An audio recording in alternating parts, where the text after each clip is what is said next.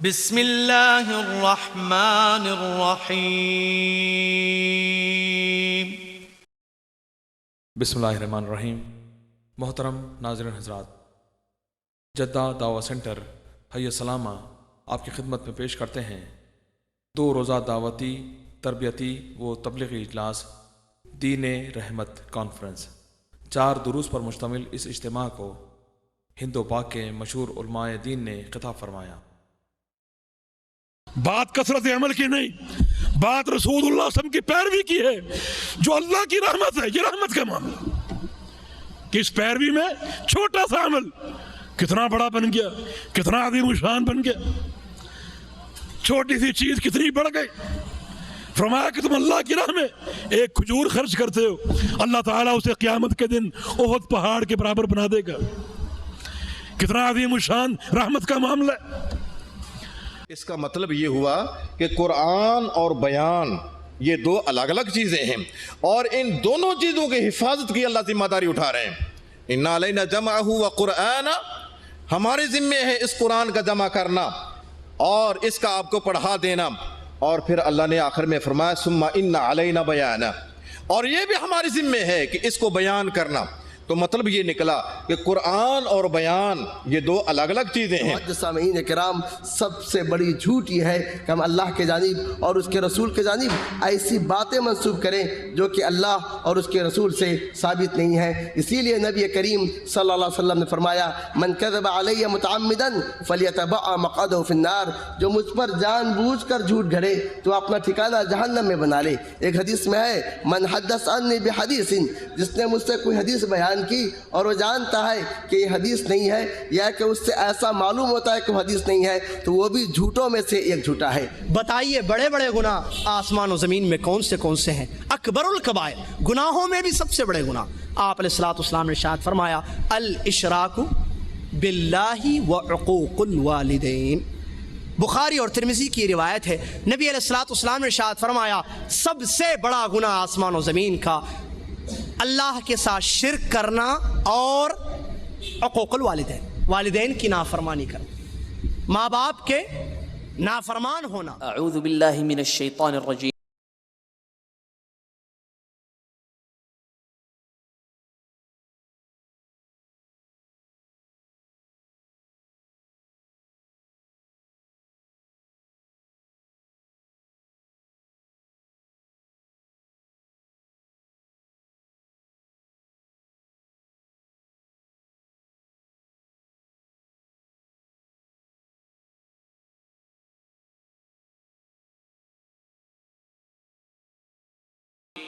اور اس شخص کی بات سے اچھی بات اور کس کی ہوگی جس نے اللہ کی طرف بلایا اور نیک عمل کیا اور کہا کہ میں مسلمان ہوں۔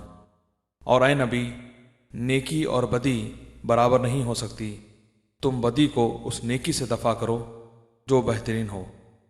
تم دیکھو گے کہ تمہارے ساتھ جس کی عداوت پڑی ہوئی تھی وہ جگری دوست بن گیا ہے۔ یہ صفت نصیب نہیں ہوتی مگر ان لوگوں کو جو صبر کرتے ہیں، اور یہ مقام حاصل نہیں ہوتا مگر ان لوگوں کو جو بڑے نصیبے والے ہیں۔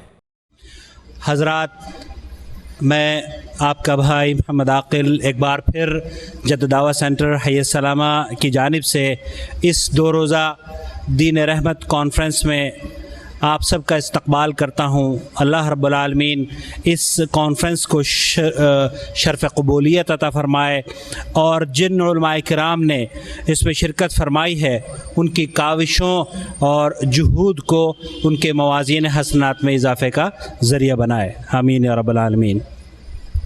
حضرات، پروگرام کے مطابق ڈاکٹر لقمان سلفی صاحب کو آپ سے خطاب فرمانا تھا، لیکن کسی مجبوری کی وجہ سے شیخ شرکت نہیں فرما سکے۔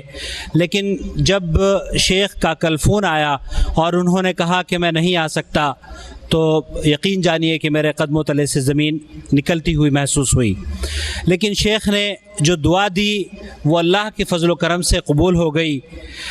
ڈاکٹر لقمان سلفی نے کہا کہ اللہ تعالیٰ تمہیں میرا نعم البدل عطا فرمائے۔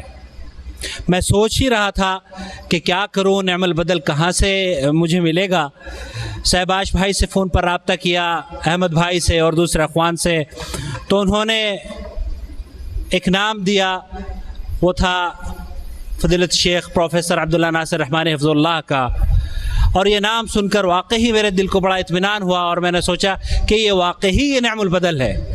اللہ رب العالمین نے یہ ہمارے لیے آسانی فرمائی ہے کہ شیخ یہاں پر موجود ہیں، اور ہم نے جب شیخ سے ریاض میں فون پر رابطہ کیا تو شیخ نے اپنے دوسرے پروگرام کو چھوڑ کر اس پروگرام میں شرکت کرنے کے آمادگی ہی کا اظہار نہیں کیا، بلکہ آدھی رات کو ریاض سے نکل کر مکہ مکرمہ کے لیے روانہ ہوئے، جدہ کے لیے روانہ ہوئے، جبکہ ہم یہ چاہ رہے تھے کہ شیخ کو رات میں ڈسٹربنس نہ ہو، لیکن اس کے باوجود شیخ کو جو ریزرویشن میسر ہوئی اس پر شیخ نے الحمدللہ اس کو حاصل کیا، اور ایئرپورٹ پہنچ کر یہاں تشریف لے آئے ہیں۔ اللہ رب العالمین شیخ کی عمر دراز فرمائے، آپ کے علم اور عمل میں برکت عطا فرمائے، اور ہمیں اسی طرح سے انشاءاللہ رب العالمین مستفید ہونے کی مزید توفیق عطا فرمائے۔ پروفیسر عبداللہ ناصر رحمانی کا نام علمی حلقے میں کوئی غیر معروف نہیں ہے، دینی اور علمی حلقہ پروفیسر صاحب کو جانتا ہے کہ شیخ مرکزی جمعیت اہل حدیث سندھ پاکستان کے امیر ہیں، کتب کثیرہ کے مصنف ہیں، کئی کتابوں کا ترجمہ آپ نے کیا ہے، کئی ادارے آپ کی سرپرستی میں سندھ میں خاص طور پر چل رہے ہیں، اور فضیلت الشیخ شاہ بدی الدین راشدی رحمۃ اللہ علیہ کا جو مشن تھا پاکستان کے اندر، آج اس کی قیادت کر رہے ہیں۔ اللہ رب العالمین سے دعا ہے کہ اللہ رب العالمین شیخ کو اسی طرح سے دین رحمت کی خدمت کرنے کی توفیق عطا فرماتا رہے۔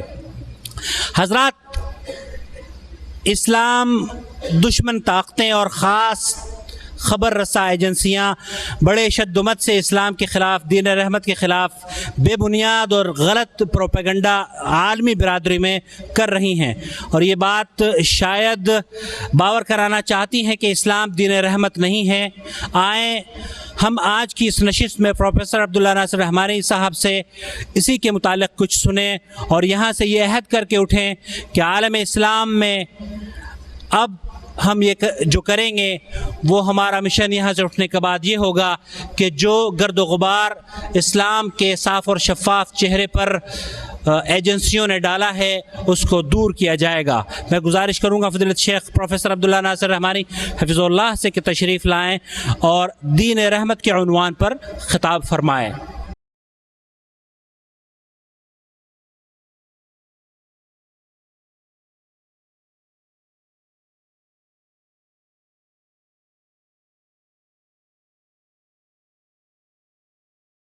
إنك أنت العليم الحكيم رب اشرح لي صدري ويسر لي أمري واحلل عقدة من لساني يفقهوا قولي أما بعد فقد قال الله سبحانه وتعالى أعوذ بالله من الشيطان الرجيم من همزه ونفخه ونفسه بسم الله الرحمن الرحيم وما أرسلناك إلا رحمة للعالمين۔